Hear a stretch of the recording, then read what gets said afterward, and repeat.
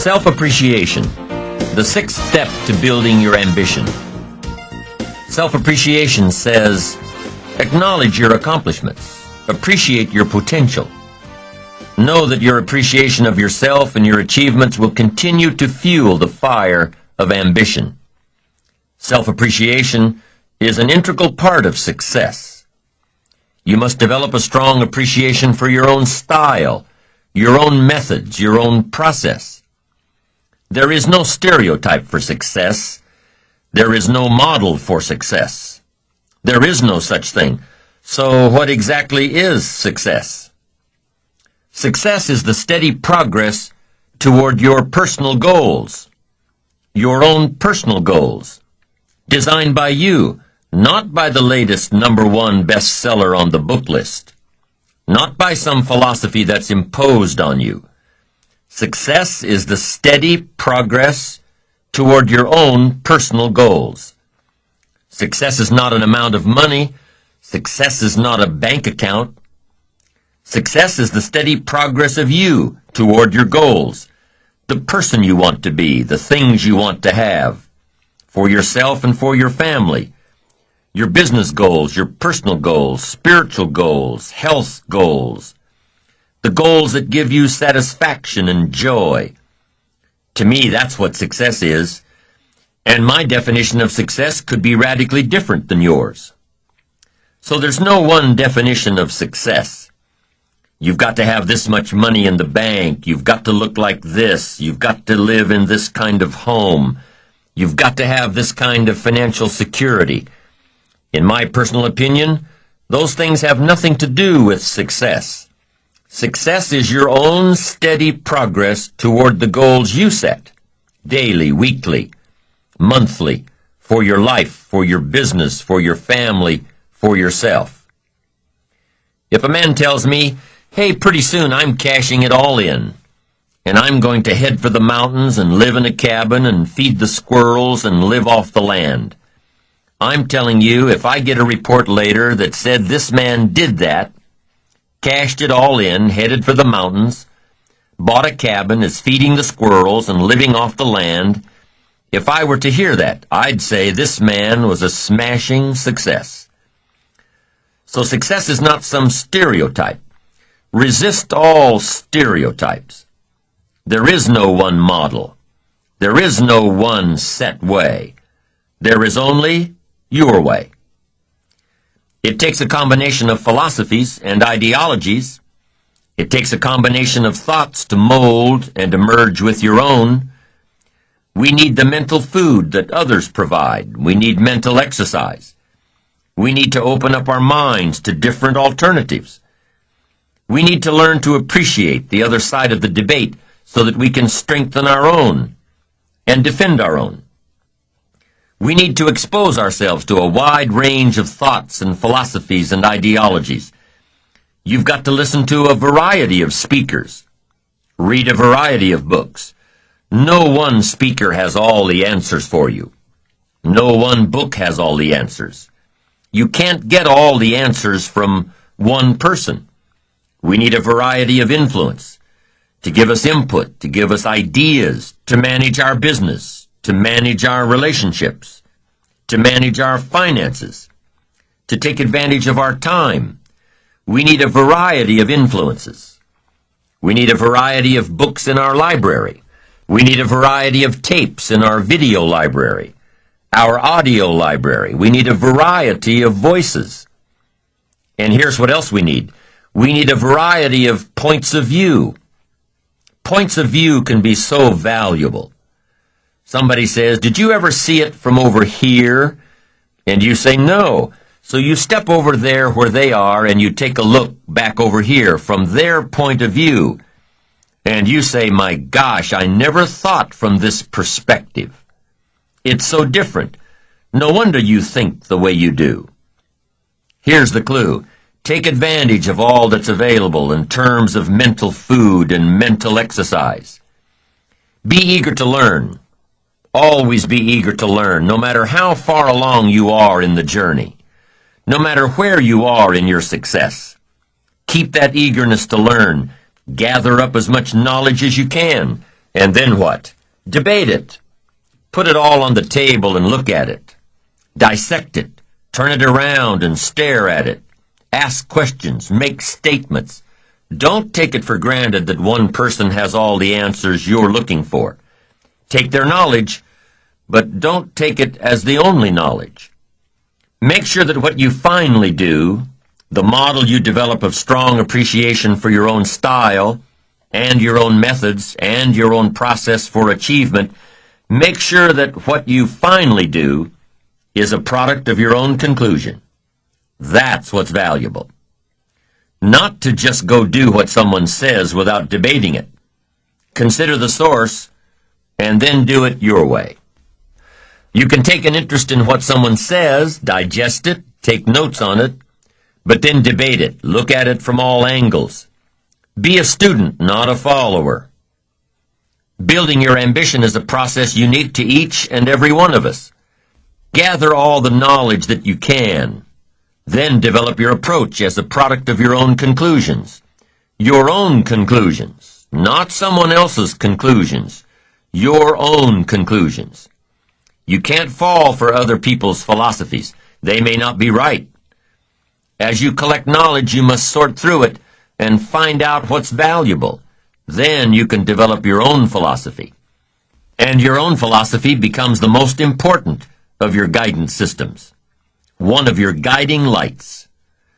So develop your own plan, lest you get into trouble with someone else's. And debate the plans of others, the philosophies of others, the achievement styles of others, the way others appreciate themselves. Debate all this. Why? Because it affects everything. The value you place on your plan, the value you place on yourself, the value you place on life in general affects everything around you. It even affects how you respect time, the 24 hours a day given to each of us to do with as we please.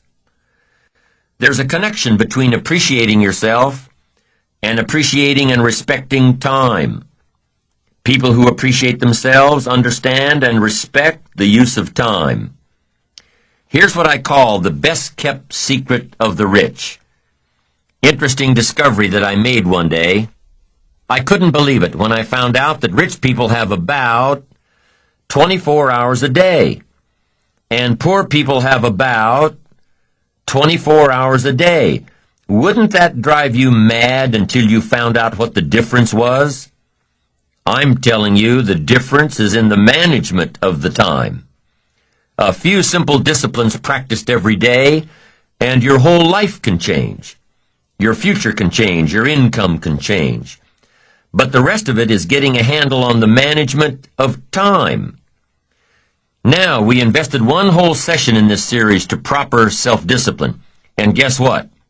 Discipline shows up again here, as it does everywhere. Discipline is also important in how you manage your time, the 24 hours given to you every day. So I want to give you a few things that might help you to get a handle on the management of time. Here's the first one. Ignore the subject. Ignore the subject. That's not a bad suggestion. Somebody says, well, I've been behind all my life. Doesn't look like that's going to change. Forget it. I like that approach. At least it's honest. Nobody's ideas of success and time management are right for you unless they can be applied by you.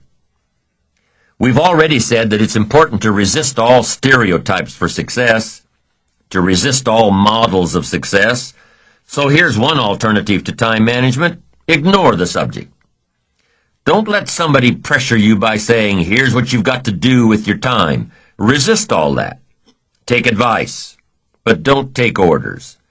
Let somebody give you their opinions and then accept the ones you want to accept. And the ones you don't want to accept, don't accept. Resist all attempts to pressure you into becoming the model of success. Resist all that. Do it on your own time, the time that's right for you. Now here's another alternative to time management. Step down to an easier task. Step down to something more manageable. Something that doesn't require that much time, that much effort. That's an alternative.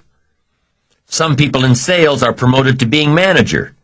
They say, oh, now I've got to be a manager. Heck with this, it takes 14 hours a day, worrying about everybody. I'm getting back out in the field. Get my sales job back. And that's a good alternative. Somebody works for a company and says, oh, I'd love to own one of these companies. Then they find out what it takes to own one of those companies. What kind of pressure, what kind of hours. Can't play golf 3 days a week. And finally says, hey, you know, I've had it up to here with all the headaches and trauma and dealing with all these people's lives and running a company and being responsible for all the stuff. I'm going to step down. And that's a good alternative. It really is. Don't let yourself be pressured when stepping down might give you a better lifestyle. Little girl complained that her father never played with her. She said, Daddy comes home, got his briefcase full of papers, says hello to me, pats me on my head, and disappears. She said, how come my daddy can't play with me when he comes home? And her mother explained and said, look, your daddy works very hard. He loves you very much. But at the office, he's got so much to do that he can't get it all done. So he has to bring the rest of it home. So that's why your daddy can't play with you. And the little girl says, why don't they just put him in a slower group? Not a bad idea. And I offer that here. If you're too busy to play with your kids, you need to join a slower group. You've got to have time for your family. I went for some things that cost me too much in those early days. If I'd known how much it was going to cost, I never would have paid the price. So you've got to weigh the consequences. How to make everything fit. Sometimes that extra money isn't worth it if it pressures you into losing touch with somebody you really care about. So family must be considered here as well. But here's the best alternative to time management, and that's to get more out of you. If we just get more from ourselves, we can make an hour as valuable as 10 hours used to be. We can get as much done now in a day as we used to get done in a week. Efficiency, skills, knowledge, awareness, practice, getting better, all of that value we can bring to the marketplace, bring to the job, and that's where the real time management comes in. I found out that a normal day is enough time. 8 hours, 10 hours, 5 days, 6 days, that's enough time. The rest of it now has got to be the best use of that time. There's a movement going on now in the workplace. The movement is people setting up home offices, telecommuting to work, working at home and communicating with the office through fax machines and computers and modems and delivery services. People are even starting to work in one state and live in another. They don't need to be at the office all the time. For some jobs, they don't need to be at the office at all. And guess what some of these folks find out? The projects that used to take 2 days, they get done in a few hours. Why? Because they have no distractions. No people stopping by their office to chat. No unsolicited phone calls to take. No unexpected visitors to deal with. When they work, they work. When they play, they play. Now, not everybody has the luxury of having a job that can work like this, but maybe some of the same principles can be applied at the office, like do not disturb times, like scheduling your day so that you're totally undisturbed during those hours in which you complete your best work, like setting certain hours each day to take appointments and phone calls. And that's really where the magic of personal development comes in. Knowing who you are, becoming more valuable, being more valuable, knowing the value of your rhythms in getting certain tasks done, getting things done more efficiently in a shorter period of time, working smarter, not harder. Let me give you some more thoughts now on time management. Just a list of things you should consider. Number 1, you run the day or it runs you. Part of the key to time management is just staying in charge. But here's what usually happens. We start something and we're in control. But as time starts to unfold, pretty soon we start losing control. You know, you start a business and you're running it. And pretty soon, what? It's running you. You have to stop every once in a while and say, hold it, hold it. Who's in charge here? So here's a good phrase to jot down. Something will master and something will serve. That's the nature of life. That's just how it goes on this spinning planet of ours. Something will master and something will serve. And here's what you have to make sure you become. The master. You run the day. You run the business. You run the enterprise. You run the job. You stay in charge. Now here's how you can stay in charge. Have your written set of goals with you at all times. Then prioritize your goals and decide which is important. Then constantly review your goals. Then have your goals match up to a good written game plan. The game plan that we talked about earlier. The game plan that says, take it out of your head and put it down on paper. Then, with game plan in hand, try to separate the majors from the minors. The really important things from the things you just have to do. And prioritize. Is this a major day or a minor day? And adjust your time accordingly. Is this a major conversation or a minor conversation? A lot of people don't do well, and here's why. They major in minor things. They spend too much time on things that don't count, and too little time on things that should count. So you're about to pick up the phone and make a call. But before you do, decide, is this a major call? Is this a minor call? If it's a major call, it needs a little preparation. If it's a minor call, a few pleasantries will probably do. Hi, how are you? Tell a little joke, exchange some pleasantries. So a little evaluation will save you a lot of time. Major, minor. Next time management essential, don't mistake movement for achievement. You probably know some people around you who are just plain busy being busy. You've got to be busy being productive. It's easy to get faked out by being busy. Guy comes home at night, flops down in the easy chair, says, I've been going. But the real question is, doing what? I mean, it's the doing what. That's the real key. Not the going. Some people are going, doing figure eights. They're not making much progress.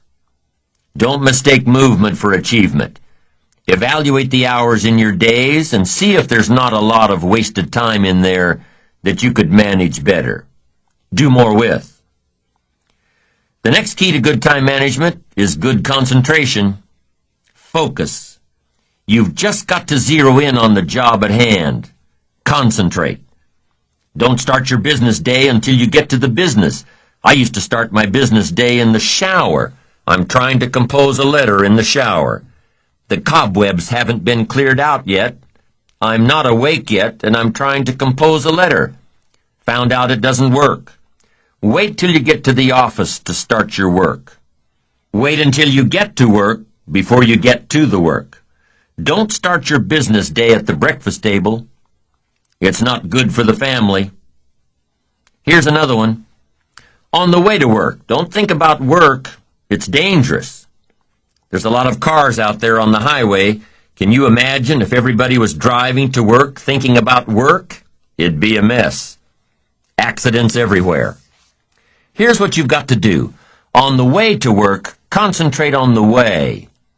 In the shower, concentrate on the shower. At the breakfast table, concentrate on the family. Wherever you are, be there. Don't be somewhere else. Give whatever you're doing the gift of attention. Give people the gift of attention. The gift of attention. Concentration. Next time management essential, learn to say no.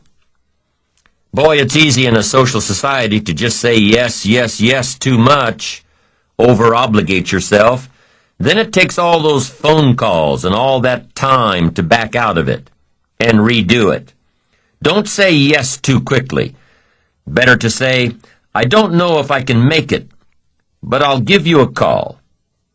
Better to say you don't know than to say yes, yes, yes too quickly, trying to be nice and then having to back out. One of my colleagues has a good saying, don't let your mouth overload your back. Committing too soon, too quick. Being too eager to please.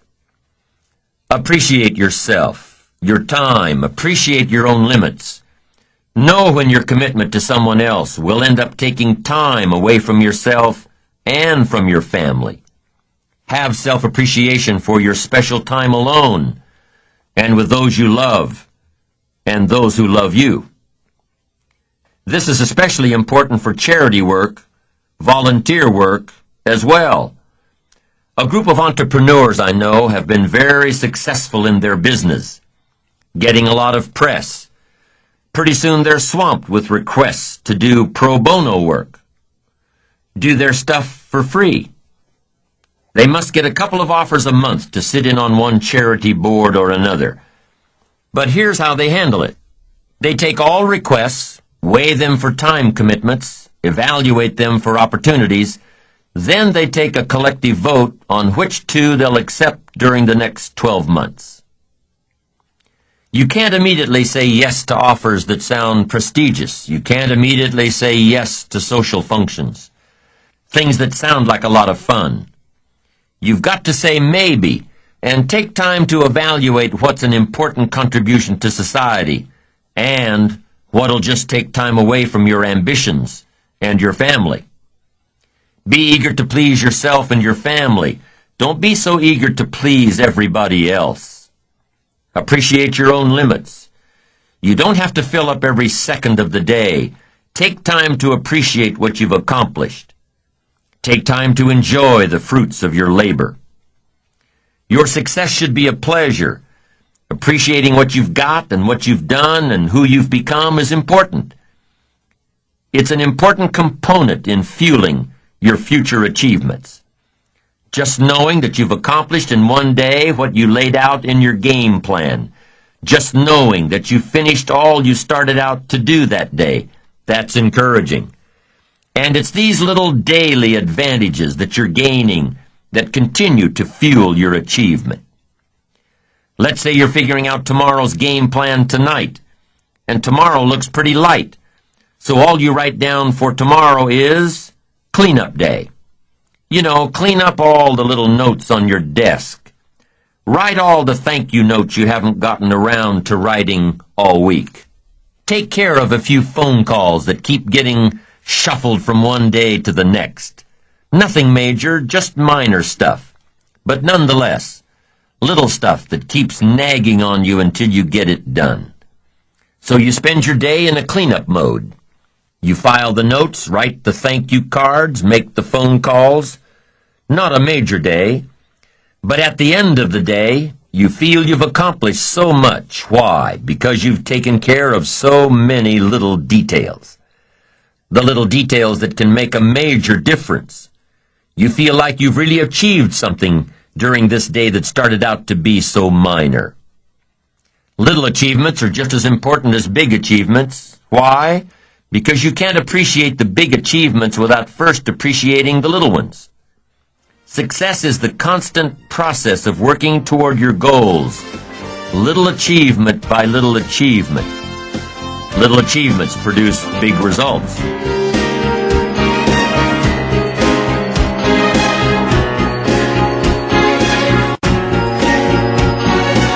George Leonard, in his book Mastery, talks about enjoying the plateau.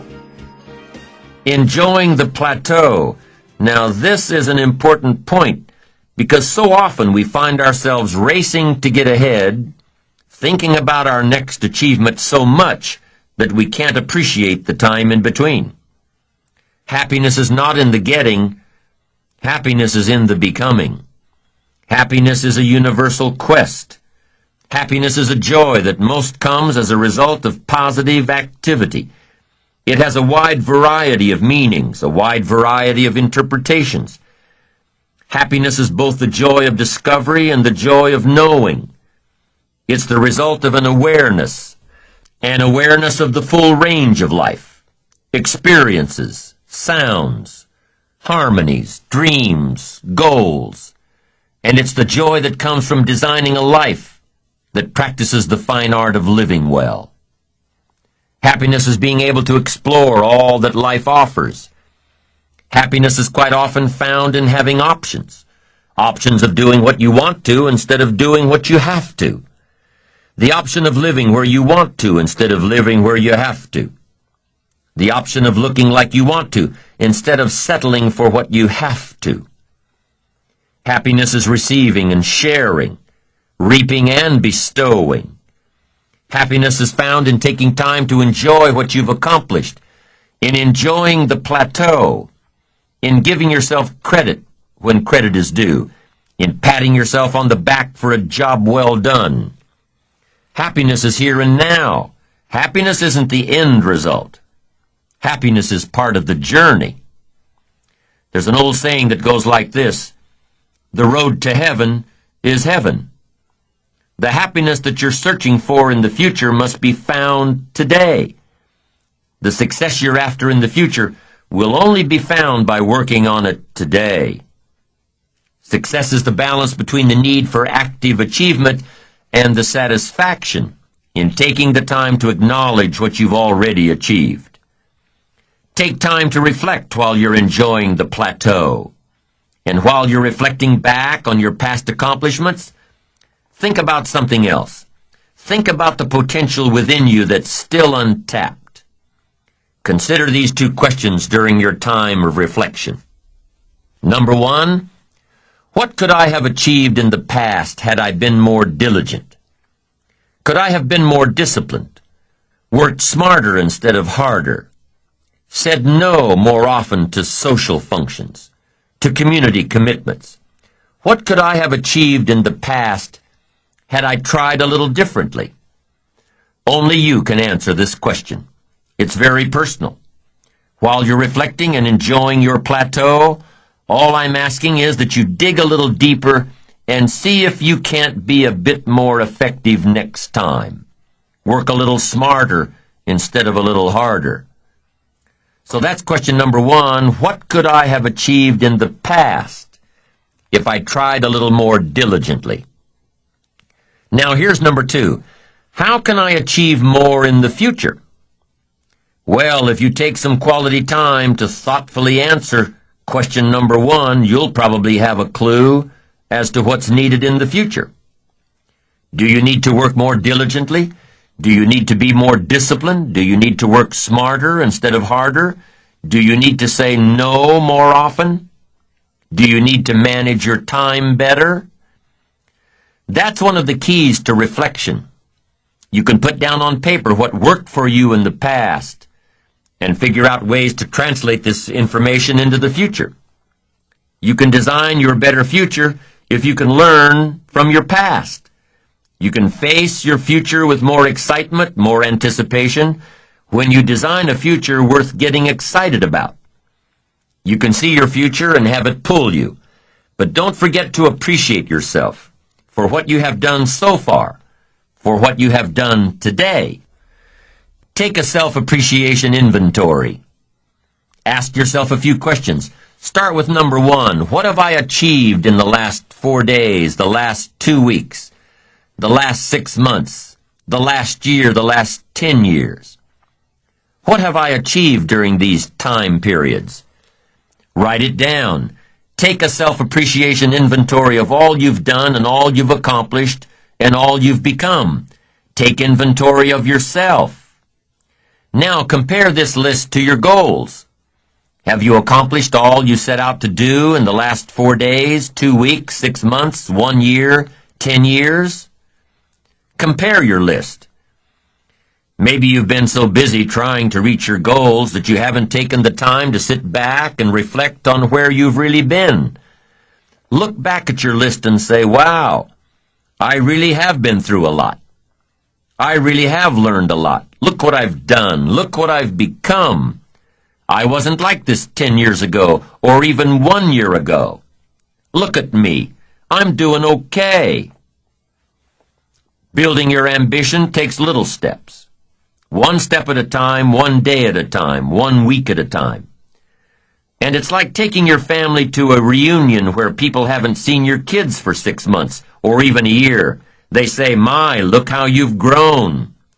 Well, you know your kids have grown, but when you see them every day, it's hard to notice. So write down all your accomplishments and see where you've been and what you've done and who you've become. You'll say, "Oh, look how I've grown." And that's step 1 in taking a self-appreciation inventory. Now here's step 2. What could I have achieved that I didn't?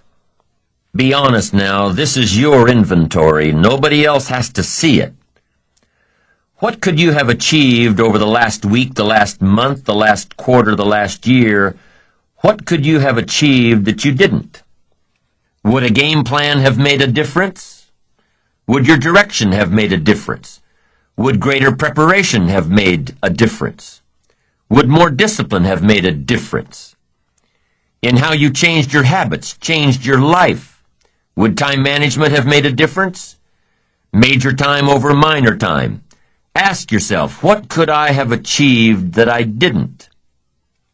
Now take this one step further with number 3.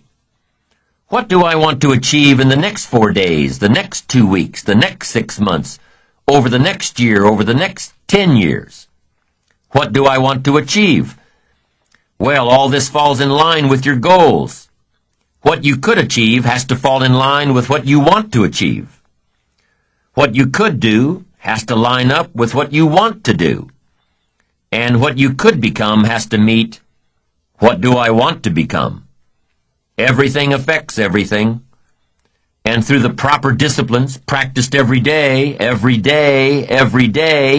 through the proper disciplines, the what could I do has to match up with what do I want to do. And here's number 4.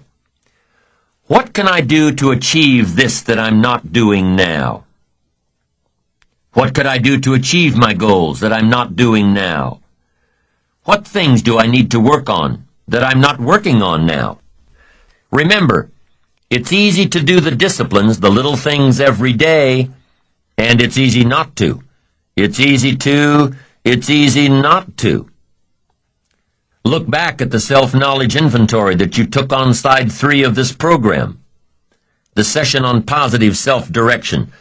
Look back at the list you made of your 3 most important work-related goals. Look back at your list of the 3 most important personal and spiritual goals. How are you doing with these? Are you making progress a little each day, a little each day? Are you appreciative of the progress you've made so far? It's important that you take time out to acknowledge yourself, your achievements, what you've done so far, where you've come, who you've become.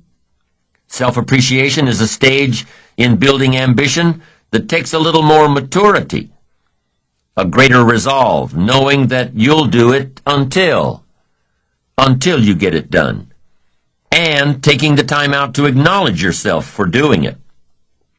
Self-appreciation comes from already being firmly set on the course of positive self-direction, being on the right track, having that wonderful blend of humility and self-esteem, knowing within yourself that you're accomplishing your goals, and knowing yourself enough and being confident in yourself enough to avoid needless bragging.